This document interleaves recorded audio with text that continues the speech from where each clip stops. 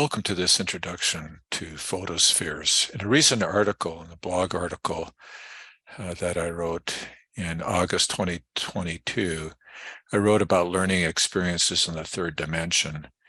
And one of the easy ways to get started with the third dimension is with the use of photospheres.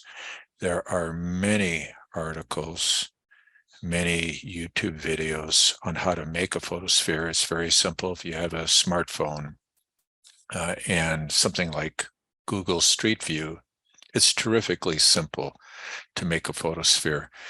Well, in this case, we have a tour of a group of 7 galleries. So this is a fictitious gallery based on a real artist group of 7. They were Canadian artists, and they painted in the 20s. One of the preeminent artists was Lauren Harris.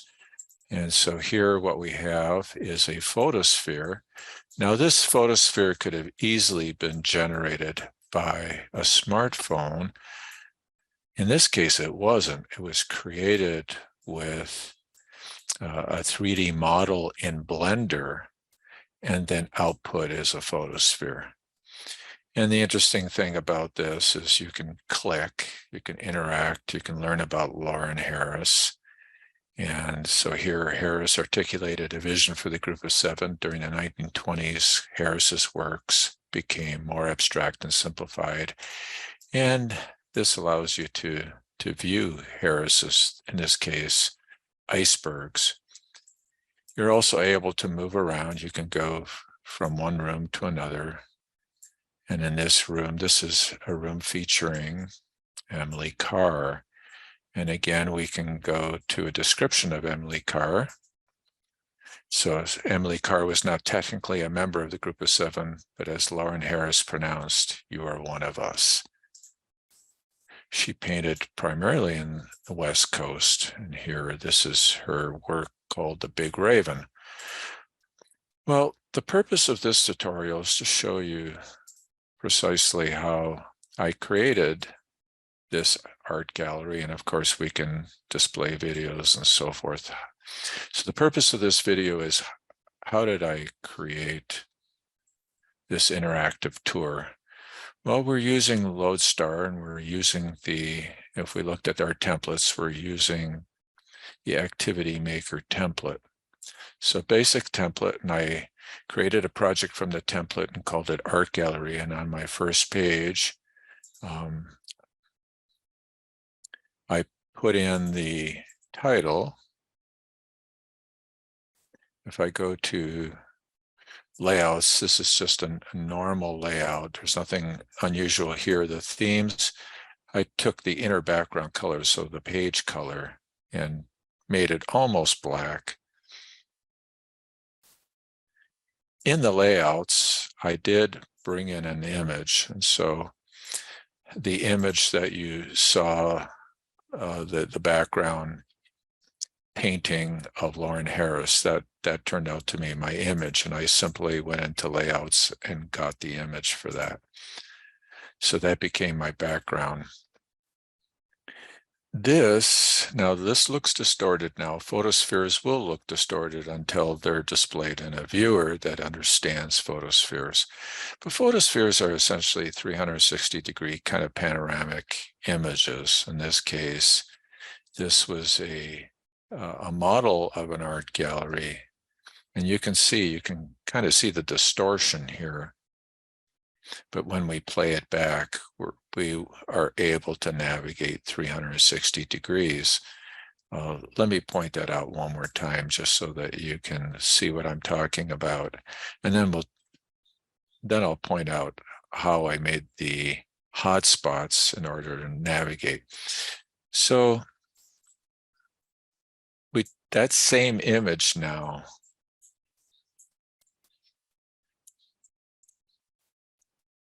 is what you see here, and the viewer is what takes that specific type of projection and makes it less distorted, but more importantly allows us to view it 360 degrees. Then of course we can go from room to room, as I pointed out earlier. same image. Now, if I click on the image and I click on interact, so first I went and I brought in a photosphere.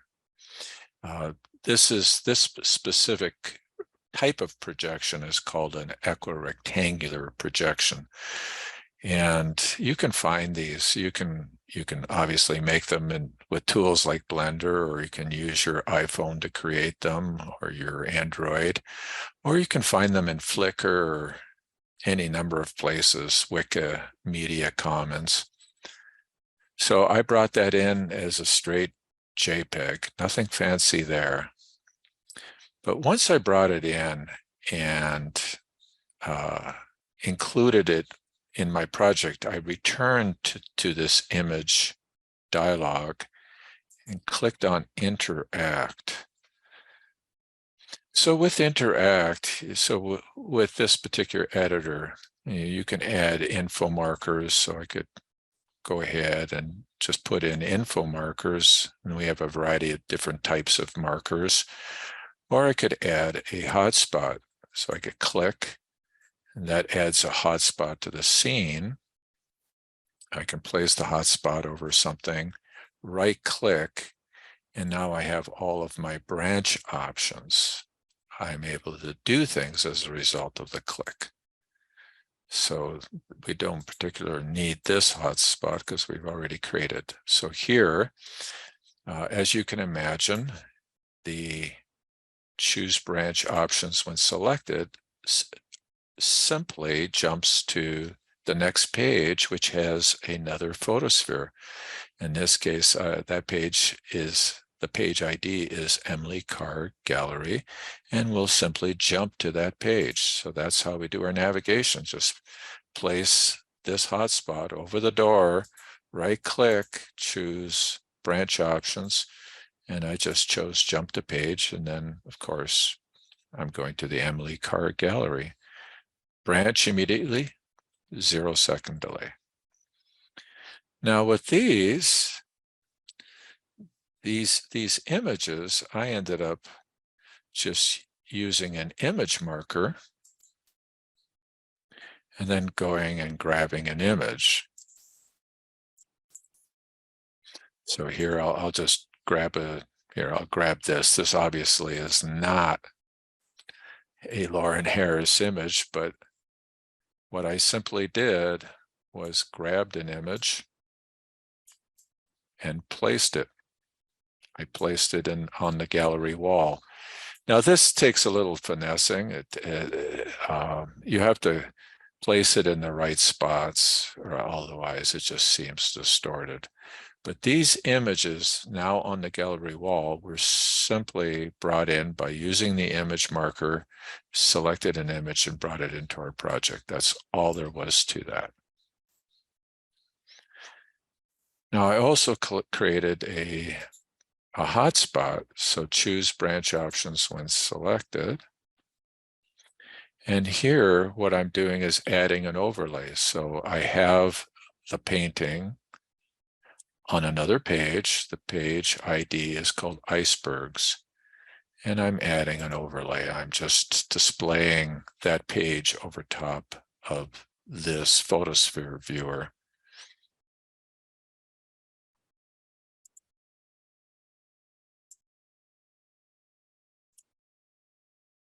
So I'll make a correction here. In this case, I simply added branch options to the image. I didn't have to add a hotspot over top. So I stand to be corrected here. And so here we have no image. We just have the doorway, so we have a hotspot. But here with the image, so I could have brought in an image and then simply right-clicked and chose the right branch option. In this case, add overlay, and then simply pick a page that will serve as my overlay. But I don't want any of that to be saved because I've already created this project.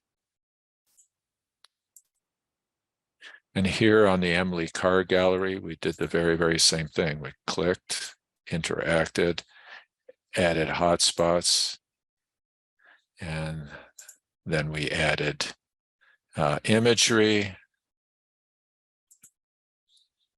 and the select branch option simply adds an overlay. Then we indicate what the overlay page is. Later on in the project, in these other pages, so we have a wall that kind of separates our the place, the area where we're able to navigate. So these pages are part of the navigation. And then everything beyond the wall here, these are the overlays. So the painting of icebergs, Mount Robson, Northern Lake, etc. Here I needed to add, I didn't happen to use this, but I could, if I were to use it, I'd simply add a page ID. Let's just look at this now that we know how this was constructed. I'll just run it one more time and you can see how it all works.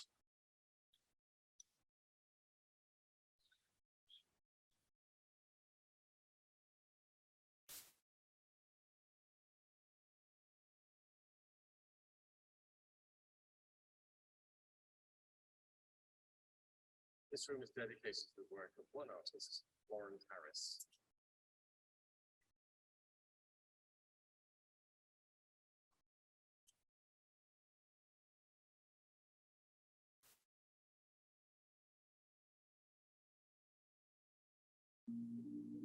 Emily's art is very much a product of her own time. So that concludes my little demonstration. I'm hoping that you'll use your camera, create a photosphere. And again, I recommend going to YouTube and finding all kinds of videos on how to do that. And then trying to bring the photosphere into LodeStar, and you can add additional images, but you can certainly add hotspots and make these photospheres essentially interactive and come alive. Thanks so much for watching.